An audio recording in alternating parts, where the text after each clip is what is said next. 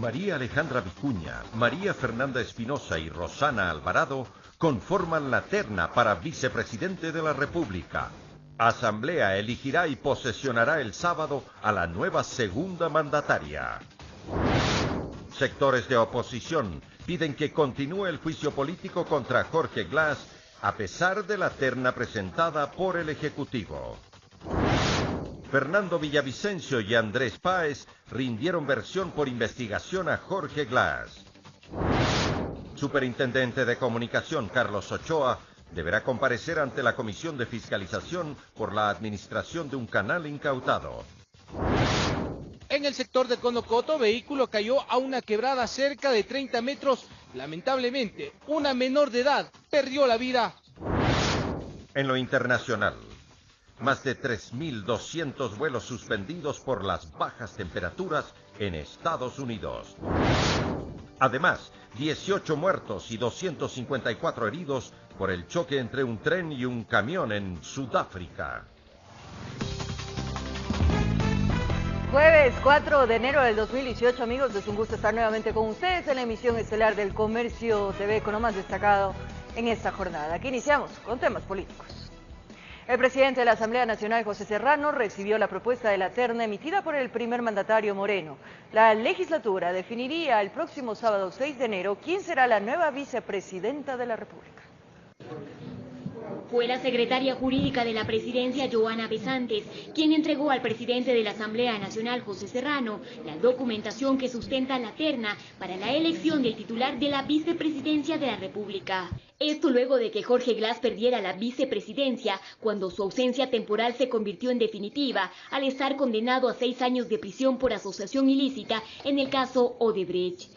Aunque legalmente el legislativo tiene 30 días para analizar el documento, Serrano anunció que se definirá quién asumirá el cargo el próximo sábado 6 de enero. Convocaremos la sesión del Pleno para el día sábado para que conozcamos en dicha sesión el oficio remitido por el señor presidente de la República. La nómina de Aterna la encabeza María Alejandra Vicuña, quien actualmente funge como titular del Ministerio de Desarrollo Urbano y Vivienda y es la vicepresidenta encargada. Agradezco, por supuesto, y asumo con absoluta responsabilidad, con humildad, con mucho compromiso, como no puede ser de otra manera, esta nominación en la terna junto a dos queridas compañeras y bueno, será la Asamblea Nacional la que resuelva. María Fernanda Espinosa es el segundo nombre que revela el documento presidencial. Actualmente es ministra de Relaciones Exteriores. La terna refleja la profunda confianza que tiene el presidente Moreno en el liderazgo de las mujeres. Segundo, es un gran honor y estoy profundamente agradecida por la confianza del presidente. La tercera opción que tiene la Asamblea de elegir como vicepresidenta es Rosana Alvarado, quien está a cargo del Ministerio de Justicia y hasta el momento no se ha pronunciado. Por su parte, el primer mandatario se refirió al tema en su cuenta de Twitter y comentó: amparado en el artículo 150 de la Constitución, he enviado la terna a la Asamblea para que elijan a la vicepresidenta. El país demanda equidad y equilibrio. He seleccionado a 3 compañeras de camino: Alejandra Vicuña, María Fernanda Espinosa y Rosana Alvarado, luchadoras por la vida. Con realización de Rafael Hermida, informó Adriana Rojas. Tras la llegada de la terna a la Asamblea Nacional en las diferentes bancadas, se toma posturas en torno a si apoyan o no a la propuesta enviada por el Ejecutivo. También se debate si el juicio político en contra del ex vicepresidente Glass debe o no continuar. Tras hacerse oficial la lista de nombres de quienes integran la terna para reemplazar al ex vicepresidente Jorge Glass, en la Asamblea ya se analizan los nombres. Desde el oficialismo se afirma que es pertinente que la Asamblea se pronuncie lo más pronto posible para dejar saldado este tema y elegir a la nueva vicepresidente. Que la necesidad que tiene hoy el pueblo ecuatoriano es de ya dar un cierre a este capítulo.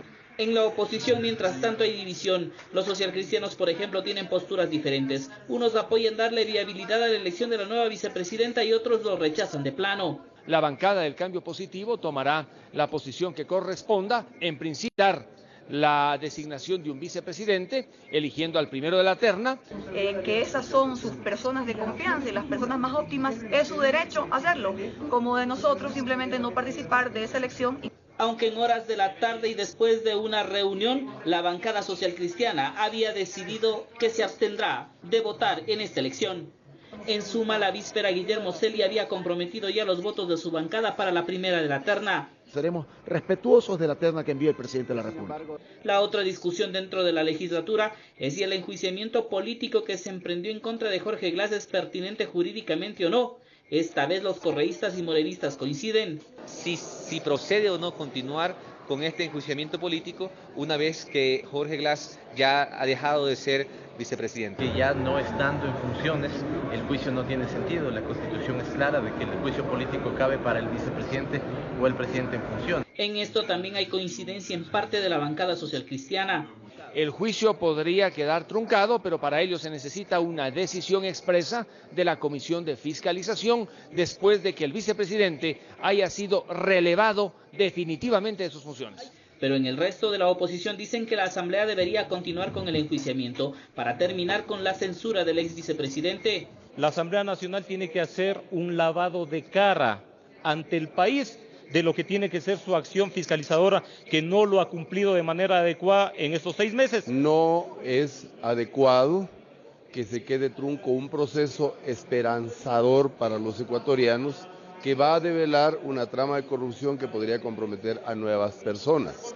Lo único que se conoce es que la Comisión de Fiscalización se reunirá este viernes para definir este tema. La presidenta descarta que la comisión pueda determinar el archivo del juicio porque la ley no les faculta a tomar esa decisión. No es archivo porque no se ha finalizado el proceso. Entonces tendría que hacer una suspensión, no sé, habría que discutirlo. Con lo que el juicio político podría quedar truncado. Todo dependerá de la decisión que asuma la Comisión de Fiscalización, tomando en cuenta que este sábado el país podría tener ya un nuevo vicepresidente, mientras que la comparecencia de Jorge Glas está prevista recién para el día domingo.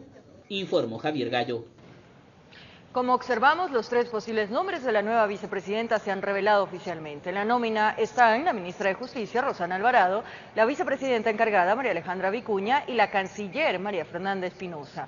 Pero, ¿quiénes son? ¿Cuál ha sido su camino en la política ecuatoriana?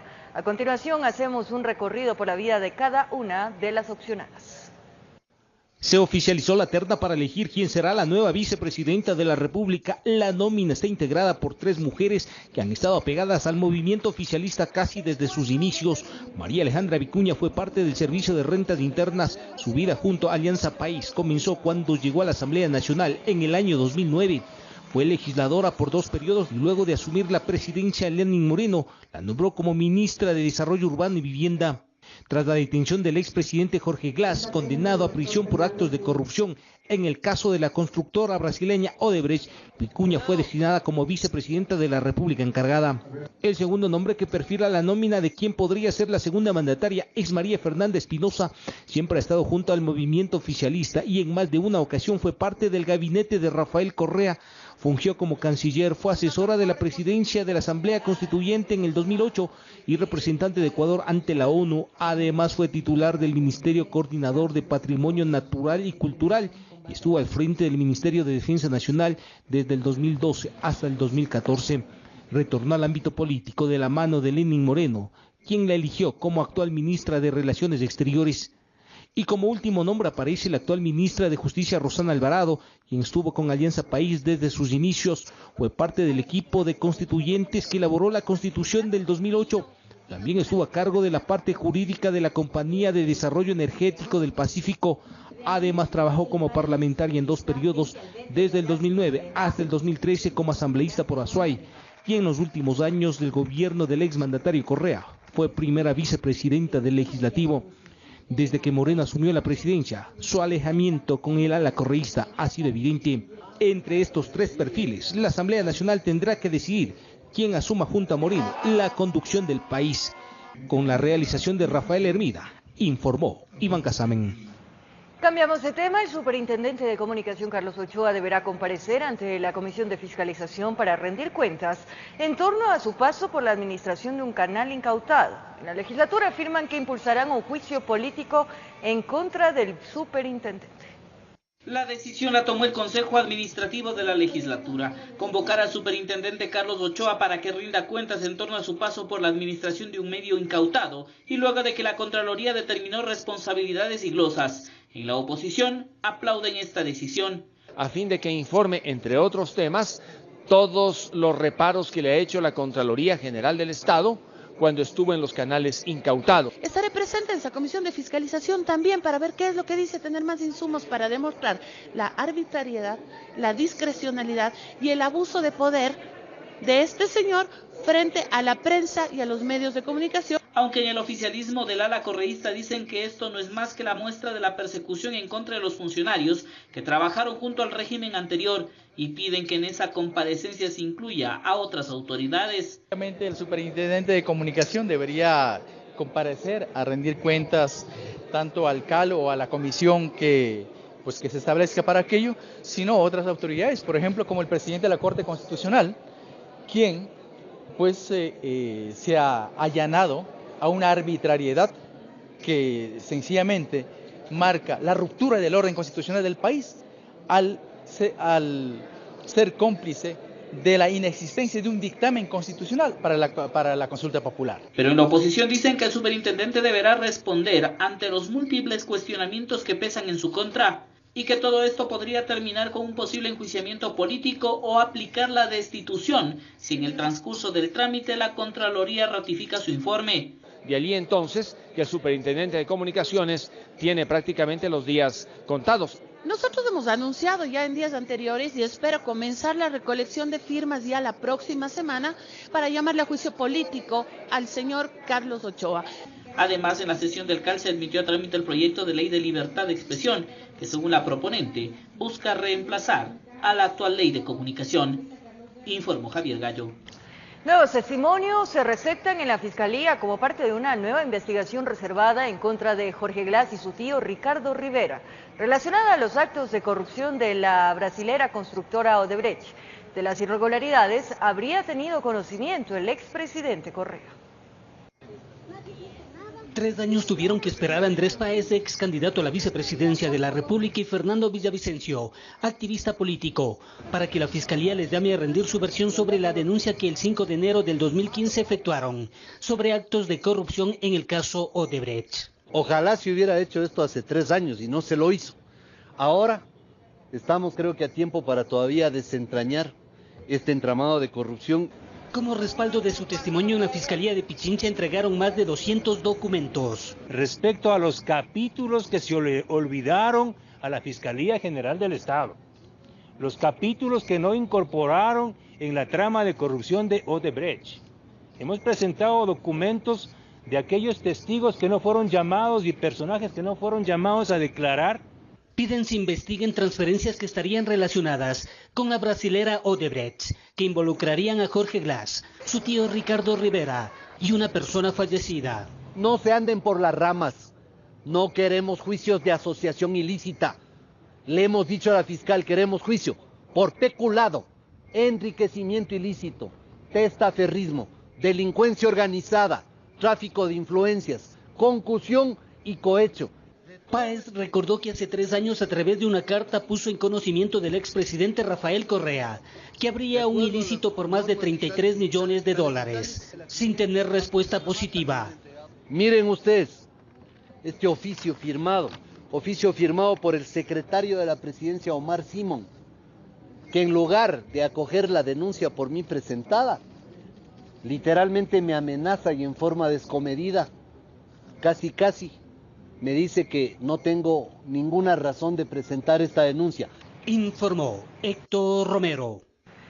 Mucha atención, a través de una carta enviada al presidente de la República, Guidón Long presentó su renuncia como representante permanente del Ecuador ante las Naciones Unidas y otros organismos internacionales.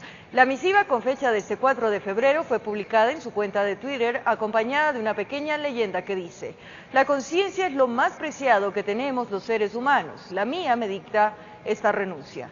En el escrito hace fuertes críticas al gobierno actual, lo que lo habría llevado a dejar el cargo. Long fue nombrado como embajador el pasado 13 de julio del año anterior. Además, fue canciller en el gobierno del expresidente Correa. Y mediante el decreto ejecutivo número 274, el presidente Moreno designó oficialmente como embajador extraordinario y plenipotenciario de la República del Ecuador ante el gobierno de los Estados Unidos de Norteamérica a Francisco Carrión Mena. Este nombramiento llega luego que el gobierno de Donald Trump emitiera una respuesta negativa a la primera propuesta que hiciera Moreno de plantear al exsecretario jurídico de la presidencia, Alexis Mera, para ocupar el cargo. Carrión se ha desempeñado como canciller entre el 2005 y 2007. Ha cumplido funciones como subsecretario de Soberanía Nacional y viceministro de Relaciones Exteriores y ha representado al país en misiones diplomáticas en varios estados. Organizaciones de izquierdas autoconvocadas realizaron el lanzamiento del Frente Amplio y Progresista, con el que promueven el sí en las 7 preguntas de la consulta popular. 168 movimientos políticos, colectivos y organizaciones sociales de base proponen la creación de una coalición con tendencias de izquierda que respalde el continuismo del proceso iniciado hace una década. Vamos a sentar un nuevo modelo de gestión política alrededor de la figura del presidente Lenín Moreno y de lo que constituye la continuidad de la revolución social en el Ecuador. Dicen que la creación del Frente Amplio y Progresista recae en la lucha popular para generar oportunidades para la sociedad ecuatoriana. Le damos la bienvenida a este Frente Amplio y Progresista, que sabemos y estamos seguros que va a implicar un cambio en esta nueva forma de hacer política en beneficio del pueblo ecuatoriano. Durante la campaña electoral por la consulta popular y el referéndum, apoyarán el sí en las 7 preguntas. Porque decimos sí a un país con oportunidades de trabajo, sí a un verdadero Ecuador inclusivo, un sí al Ecuador del futuro que todos esperamos. Gustavo Baroja, prefecto de Pichincha, explicó que para ellos se trata de respaldar un derecho que profundiza la democracia. Porque le estamos diciendo al pueblo qué piensa frente al futuro. Y ustedes, nosotros, decidiremos lo que consideramos frente al futuro. Informó Carolina Basante. Arrancó la campaña para la consulta popular. En la siguiente nota les recordamos el contenido de las 7 preguntas del referéndum que se realizará el próximo 4 de febrero.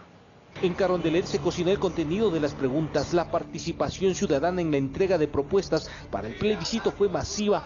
El 2 de octubre en su espacio el gobierno informa. El primer mandatario explicó uno a uno los temas a los votantes. Varias preguntas que no se incorporan a la consulta se convertirán en propuestas de ley del Ejecutivo o formarán parte de la agenda conjunta con la Asamblea Nacional.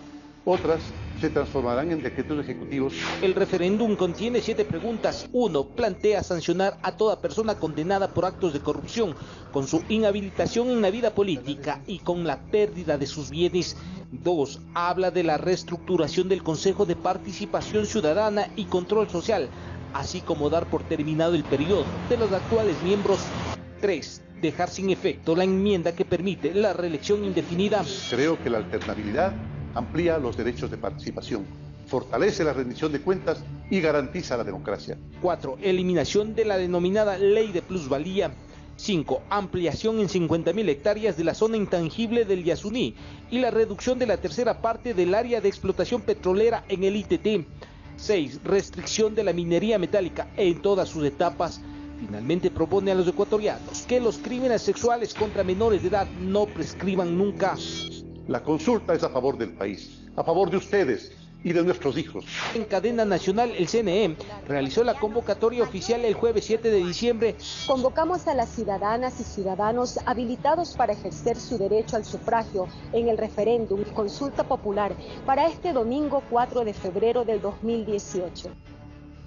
Con un presupuesto de $48.2 millones, el mandante tendrá la última palabra, informó Iván Casamen.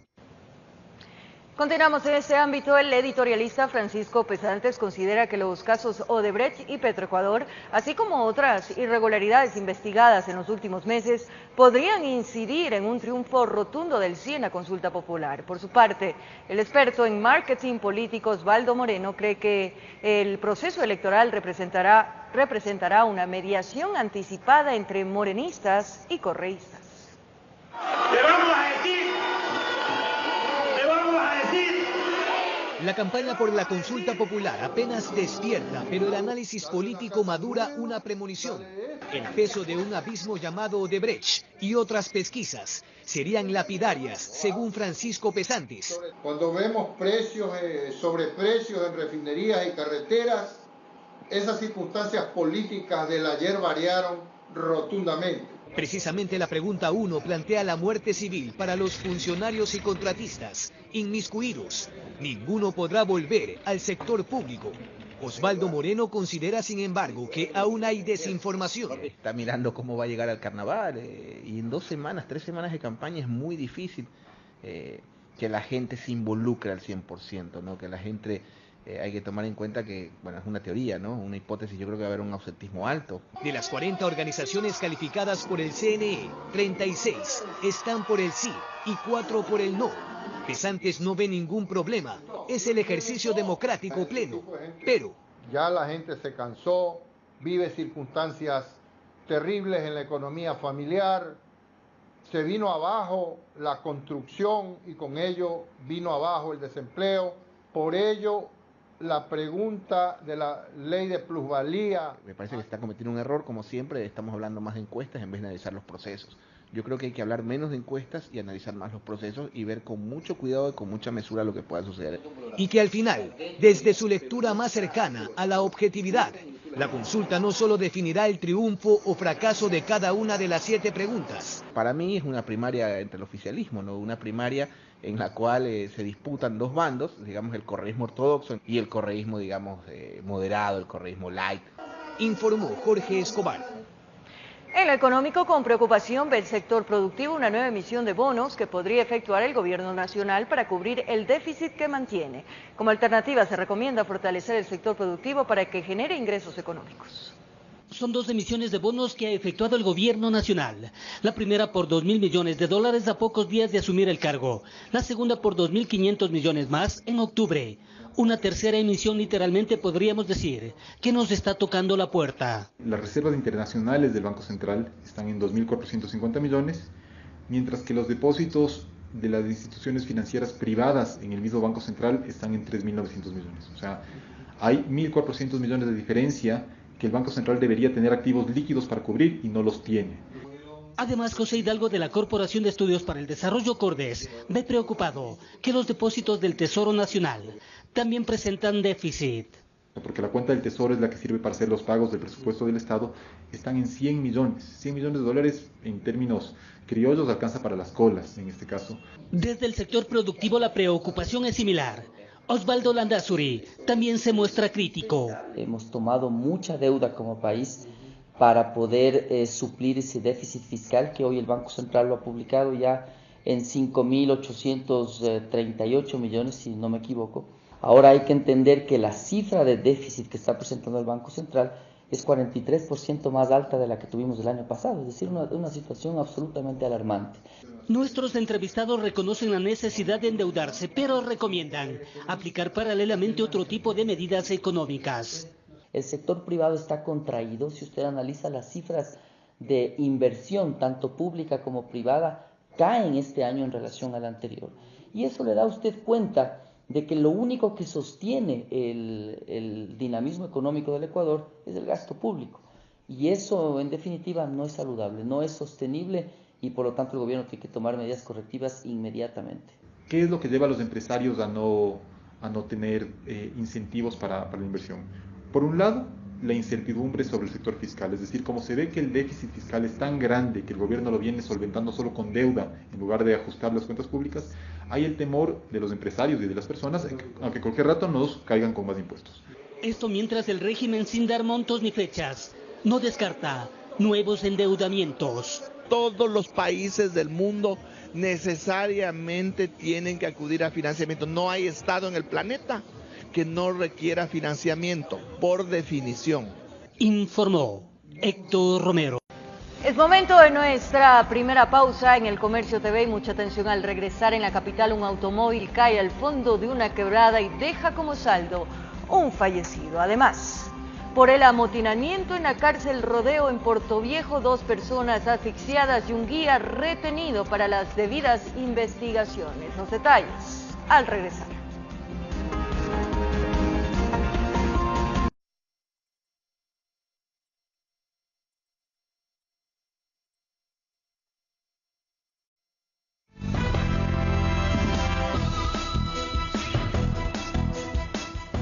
Estamos de vuelta en el Comercio TV y como lo anunciamos en la parroquia de Conocoto del Cantón Quito, un automóvil cayó al fondo de una quebrada. El percance de tránsito lamentablemente dejó una niña muerta. En ocasiones la muerte pone a pensar lo frágil de la vida, más cuando los que se van son almas inocentes que recién empiezan a caminar en el largo trayecto de la vida. Este sería el caso de una niña de aproximadamente 11 años que murió luego que el vehículo en el que se encontraba cayó a una quebrada de cerca de 30 metros. Yo pensé que era una moto y ha sido un carro, bajé corriendo y ya estaba el carro ahí abajo. Ya. Aún no está claro lo que pasó. Aparentemente el automóvil era un recorrido de la escuela de la localidad. El chofer habría ido en busca de más escolares, dejando a la menor en el interior del vehículo. Tal vez una travesura puso en marcha el automotor que, aprovechando la pendiente, pasó un pequeño montículo de tierra y cayó a la quebrada. Es sensible lo que ha pasado con la niña y nos da pena. A los pocos segundos, los vecinos que tienen sus casas al filo de la quebrada corrieron en auxilio de los ocupantes, pero no encontraron más que a una niña que estaba aplastada por la carrocería. Levantaron el vehículo, la sacaron. Los socorristas que llegaron solo confirmaron su deceso. Los vecinos ya salieron, entonces al que yo bajaba ya vi que ellos ya le han movido el carro, entonces trataban de salvar a la niña, pero la niña ya estaba mal. Al momento de nuestra llegada constatamos ya el deceso de una niña de aproximadamente 11 años de edad. Llevaba el uniforme de la escuela ubicada en el Parque Central de Conocoto. Más de un vecino elevó una oración por el alma bendita de la pequeña, que tal vez una travesura la llevó a jugar allá donde se van quienes inocentes al peligro buscan jugar en el infinito. Y se fue al abismo, sí, señor, qué chiste es esto. Serán las investigaciones del CIAD las que determinan qué pasó y saber quién era el responsable del recorrido escolar. Supuestamente cuando regresó de la escuela y ya no encontró el vehículo, la novedad era que el carro estaba en el fondo de la quebrada. La venida de medicina legal para que haga el peritaje respectivo y poder determinar la causa respectiva. Descuido, imprudencia, travesura, tal vez mala suerte, factores que sumados terminaron en luto de una familia que llora la temprana partida de una niña de 11 años. En Quito informó Iván Casamen. Por otro lado, habitantes del sector de la lucha de los pobres en el sur de Quito bloquearon por cerca de una hora la avenida Simón Bolívar.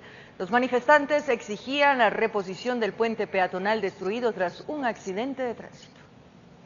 La gota que derramó la paciencia de moradores de los barrios Rancho, Los Pinos y la lucha de los pobres de Alto, ubicados al sur de la urbe, fue el atropello que sufrió un niño cuando se dirigía a la escuela. El pequeño de aproximadamente 10 años lucha por su vida en una casa de salud. Hasta el día de ayer que ya colapsó por el niño.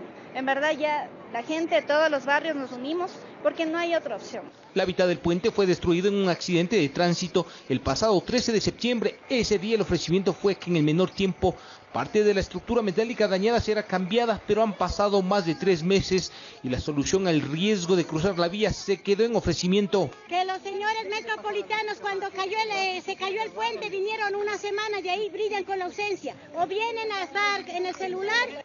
Los habitantes se convocaron, llegaron a la conclusión que la única forma de ser escuchados era cerrando la Simón Bolívar en ambos sentidos.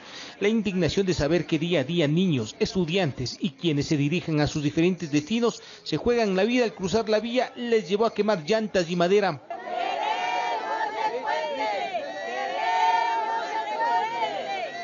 La protesta provocó gran carga vehicular. Por cerca de una hora el tránsito estuvo bloqueado, es decir, no hubo conexión entre los polos norte y sur de la capital.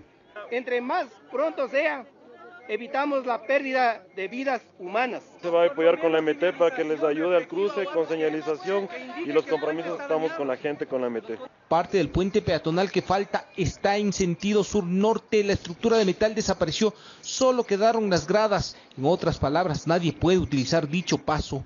La llegada de la autoridad en algo tranquilizó a los protestantes, quienes esperan que esta vez el ofrecimiento se cumpla. Le estamos comprometiendo. Yo espero a finales de febrero, primeros días de marzo, ya tener habilitado el puente. En el puente de acá estamos adquiriendo los materiales. Se fueron y empezó la limpieza de la calzada. Los moradores llevarán la cuenta regresiva e esperan que esta vez el plazo se cumpla. En Quito informó Iván Casamen. Con quemaduras en la mayoría de su cuerpo, un hombre de aproximadamente 36 años de edad fue encontrado sin vida en un acceso de camino en el cantón Catamayo, provincia de Loja. Las autoridades investigan el caso. Con quemaduras en la mayoría de su cuerpo, este hombre de aproximadamente 36 años de edad fue encontrado sin vida en un acceso de camino en el cantón Catamayo, provincia de Loja. Fiscalía acordonó el lugar hasta que pueda ser identificado el cadáver. Es un amigo que me ayudaba a trabajar, me ayudaba a vender helados. ¿Cuántos años? Unos 35 años puede tener. ¿Es de aquí de Catamayo? Él es de Amaluz, por ahí. Cerca del lugar en donde se encontró el cadáver apareció un arma blanca, lo cual de inmediato fue confiscada por las autoridades para las investigaciones correspondientes. Que presuntamente corresponde a los nombres de Edwin Jiménez, alias El Guatuz. Siguiendo el debido procedimiento, vamos a hacer aquí la autopsia o necropsia. Por los tatuajes, por lo que tiene en la pierna también tiene un tatuaje. Y las medias, los zapatos, que como siempre, a veces yo le daba posadita ahí, a veces se bañaba y yo le conozco la ropa de él. En el lugar donde se encontraba el hoyo occiso se encontró vestigios de fuego, lo cual se presume que se lo habría quemado en el lugar. Por su parte, las autoridades investigan el hecho para ver cuáles serían las causas principales de su muerte. Sí, también una fogata como de fuego. Se manifiesta que el señor se dedicaba a la venta de helados, como también consumía el licor. En Catamayo, provincia de Loja, informó Marcela Constante Brito. Como lo anunciamos, 2 personas asfixiadas y un guía retenido para las investigaciones fue el saldo de un amotinamiento en la cárcel Rodeo de Portoviejo. El hecho se registró la madrugada de este día. Decenas de policías ingresaron hasta el centro de rehabilitación para controlar el orden.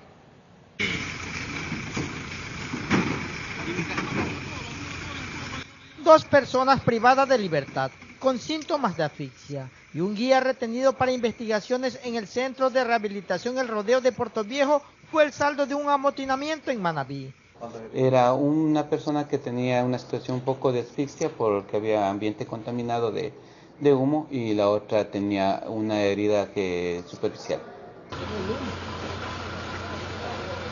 Según la policía que investiga el caso, varios elementos ingresaron hasta el centro de rehabilitación para controlar el orden en un pabellón donde habían más de 60 internos. Lograr calmar la situación y los detenidos de la misma amanecida, 69 detenidos del pabellón, fueron reingresados a sus celdas nuevamente. La Fiscalía investiga el caso de lo sucedido.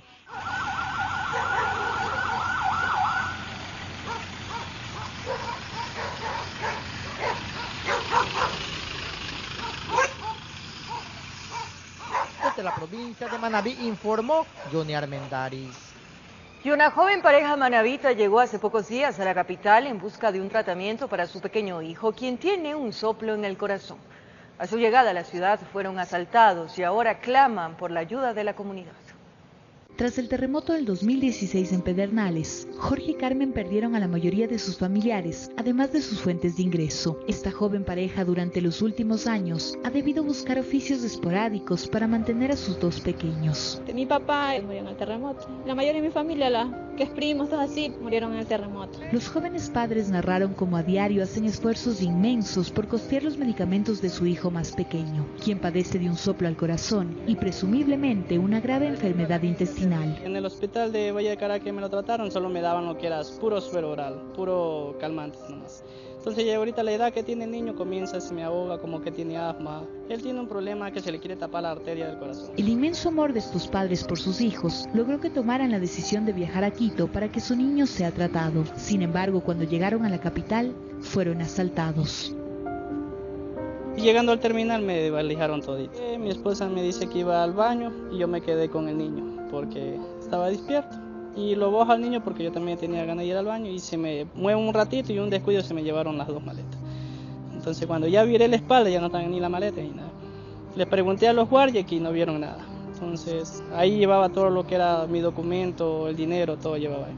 Desde entonces deambulan por las calles pidiendo colaboraciones para sobrevivir. Muchas veces lo recaudado ni siquiera alcanza para 4 panes. A veces los contento así, a veces con un pan, porque a veces no tengo para darles más de comer. Un pan, una galleta, cuando hay les doy, cuando no hay pues... Uno grande aguanta, las criaturas no aguantan. A veces me siento impotente, a veces Dios me da la fuerza para no cometer errores porque yo veo a mis hijos que a veces me piden comida, a veces me piden esto. Y es impotencia no tener cómo darles de comer a ellos. Jorge asegura que no puede volver a Pedernales, pues ya no tiene trabajo y la enfermedad de su hijo no puede ser tratada allí, por lo que esperan pronto encontrar una nueva fuente de ingresos con la que puedan no solo ayudar al pequeño, sino también educar a su otra hija. Un tratamiento bien intenso y largo. Por ahorita no es de operación. Y ahorita aquí, estando aquí, recibiendo en estos días el tratamiento, el niño ya me está comenzando a comer porque él no quería. El niño comenzaba, si comía algo se vaciaba, se me ponía flaquito. Si ahorita el doctor me dijo que está en desnutrición, Mientras tanto, esta familia requiere su ayuda solidaria. Necesitan pañales, ropa, cobija, comida y leche de fórmula. Si usted desea colaborar, puede comunicarse al número 09 69 76 32 62 o realizar una contribución económica a la cuenta amiga del Banco de Guayaquil 011 25 93 93 1. Informó Sofía Vintimilla. Estamos seguros de sus corazones solidarios. Desde ya, gracias por la ayuda. Ahora les contamos que los buses de transporte público privado ya cuentan con la iniciativa Bájale al acoso, la cual, por medio de un mensaje, permite denunciar a los acosadores que viajan en las unidades. La iniciativa del Patronato San José denominada Bájale al acoso, que busca entre otras cosas crear conciencia ciudadana sobre el respeto en el transporte público, inició su segunda etapa. Esta vez son los buses de transporte convencional quienes se suman. Hicimos acercamientos a través de la Secretaría de Movilidad y se incorporaron más de 1.400 unidades del servicio de transporte convencional, es decir, en total va a haber más de 1.800 unidades entre transporte público y transporte convencional. El pasajero que quiera denunciar algún tipo de acoso, por más pequeño que parezca, deberá realizar el mismo procedimiento que en el transporte público, es decir, mensajear al 6367 con la palabra acoso y el número de unidad. Instantáneamente una alarma sonará dentro del vehículo y la persona afectada recibirá una llamada. Si la persona quiere desembarcar y hacer la denuncia en la fiscalía, se acercará la brigada Bájale al acoso y le apoyará. Si la persona quiere seguir en la unidad a su trabajo porque se le hace tarde, porque en ese momento no quiera colocar la denuncia, puede seguir en la unidad, o si simplemente quería alertar y generar conciencia. Según cifras que maneja el Patronato San José, hasta el 2015, al menos del 81% de las mujeres en el Distrito Metropolitano de Quito habría sufrido acoso en el transporte público. Por ello, se busca ampliar la iniciativa Bájale al acoso. El pasado mes de diciembre fuimos reconocidos por el Foro Económico Mundial como una de las 20 iniciativas más innovadoras en desarrollo social a través de esta plataforma Bájale al acoso. Hasta diciembre del año pasado se habían registrado, gracias a esta estrategia, 1.050 reportes de acoso, de los cuales 34 estarían en procesos judiciales y 8 ya tendrían sentencia condenatoria, la mayoría provenientes de reportes de menores de edad. En Quito informó Andrea Urbe. Una nueva pausa en la emisión estelar del Comercio TV y al regresar, mucha atención en las noticias del mundo. En Sudáfrica un camión chocó contra un tren en donde viajaban más de 400 personas. Además, conmoción en la Argentina. 6 hermanas denuncian violación por parte de uno de sus familiares. Ya regresamos.